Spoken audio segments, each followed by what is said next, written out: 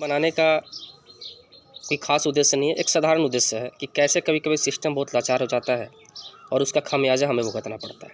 आप मेरी स्थिति देख रहे हैं कि कैसे मैंने अपनी मलहम पट्टी करके रखी है, क्योंकि मेरे कंधे की हड्डी उतर चुकी थी, जिसको लेकर डॉक्टर ने मुझे राय दिया है कि आपको ऐसे ही रहना है 20 से 25 दिनों के लिए। कहानी छोटी सी है लेकिन बहुत ही इम्पोर्टेंट है। मध्य प्रदेश से हम लोग एग्ज़ाम दे के आ रहे थे। गोरखपुर स्टेशन पर उतरने के बाद गोरखपुर से नरकटियागंज के लिए एक इंटरसिटी एक्सप्रेस चलती है जो रात को 10:45 में खुलती है। 9 बजे हम लोग उस पर चढ़ने की कोशिश कर रहे थे। धक्का मुक्की थोड़ी सी हुई और मैं वहाँ प्लेटफॉर्म पर गिरा और मेरी इस कंधे की हड्डी ने अपना जगह छोड़ दिया। तकलीफ़ इतनी ज़्यादा थी, दर्द इतना ज़्यादा था कि मैं गिरते बेहोश की तरह हो गया, क्योंकि मेरे आँखों के सामने अंधेरा छा गया।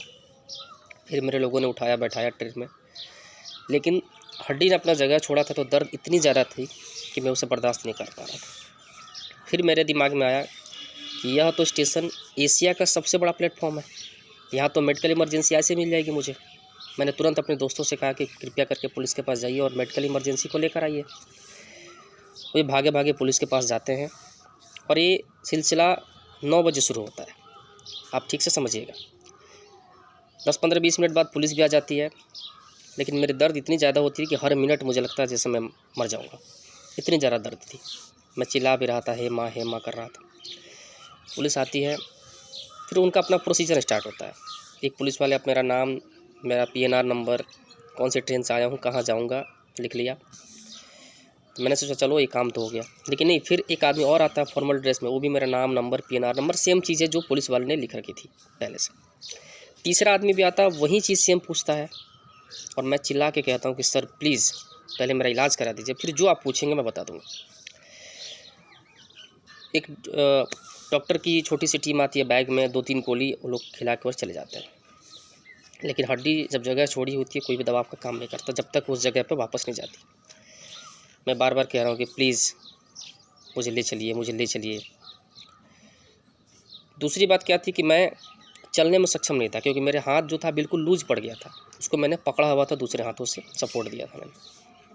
तो मैंने कहा कि या तो व्हीलचेयर मंगा दो या फिर स्ट्रेचर मंगा दो, मैं चल नहीं सकता हूँ। आप विश्वास नहीं करेंगे कि व्हीलचेयर को मेरे पास आने में पूरे 1 घंटे लगे हैं। मैं किसी सिस्टम के खिलाफ ही वीडियो नहीं बना रहा हूँ, मैं कह रहा हूँ कि जो कमी है उसे सुधार दीजिए, क्योंकि मैं नहीं चाहता कि जो तकलीफ़ हमने उस दिन झेली है 2 घंटा, वो कोई और झेले। व्हीलचेयर फ़ोन पे पुलिस वाले लगे हुए हैं, आ रहा है आ रहा है आ रहा है। जब नहीं आया तो 1 घंटे तक मैं वहाँ चिल्लाता रहा। फिर मेरा आदमी यानी जो मेरे दोस्त थे वे दौड़ के गए, व्हीलचेयर लेके वो आए।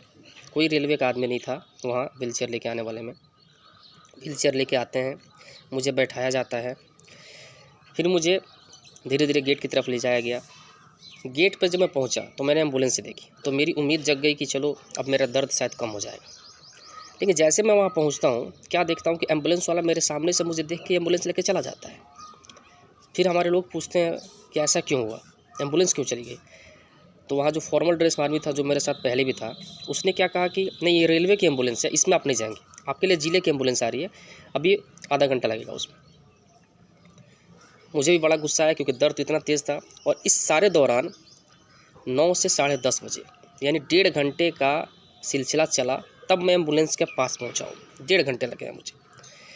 फिर वहाँ पहुंचा तो एम्बुलेंस चली गई। फिर हम लोगों ने पूछा तो उन्होंने कहा कि रेलवे का एम्बुलेंस है, हमारे लिए एम्बुलेंस दूसरी आएगी। फिर मैं चिल्लाता रहा कि सर मुझे इसमें छुड़वा दीजिए ना प्लीज़, क्या दिक्कत है, इसी एम्बुलेंस में मुझे जाने दीजिए।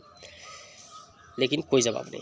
फिर मैंने गुस्से में कुछ बोला तो फॉर्मल ड्रेस में जो आदमी था रेलवे की तरफ से, उसने कहा कि हम तो खुद चूतिया बैठे हैं यहाँ पर, हम क्या करें।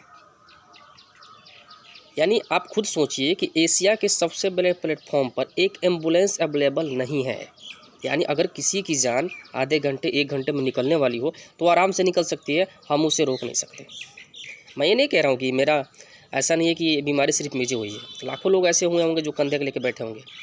लेकिन जो तकलीफ़ सिस्टम की वजह से मैंने झेली उस दिन, अगर मैं प्राइवेट में चला गया होता तो मेरी तकलीफ़ आधे घंटे में ख़त्म हो गई थी। लेकिन मुझे ही विश्वास था कि नहीं, मैं ऐसी जगह पाया हूँ जो रेलवे प्लेटफॉर्म इस दुनिया का सबसे बड़ा प्लेटफॉर्म है, तो वहाँ तो सुविधाएं बेटर होंगी, उसी के भरोसे हम बैठे रहे। लेकिन पूरे सिस्टम ने जो हमारी 1.5 घंटे तक तकलीफ़ों को देखा, मैं उसका कोई जवाब नहीं दे पा रहा हूँ। तो मैं बस यही रिक्वेस्ट कर रहा हूँ कि जो तकलीफ़ें हमने झेली हैं, कृपया करके उस स्टेशन पर दोबारा कोई ना झेल पाए। रिक्वेस्ट करता हूँ, एक एम्बुलेंस तो हर जगह सर होनी चाहिए अवेलेबल। और दूसरी बात, अगर एम्बुलेंस कोई दूसरी खड़ी ही है और रेलवे की ही है, क्या उससे मुझे तकलीफ़ नहीं दिख रही थी? मैं चिल्ला रहा था कि प्लीज़ मेरी मदद कर दो, प्लीज़ मेरी मदद कर दो, लेकिन वो एम्बुलेंस वाला लेकर चला जाता। इतना निर्दयी इंसान कैसे हो सकता है?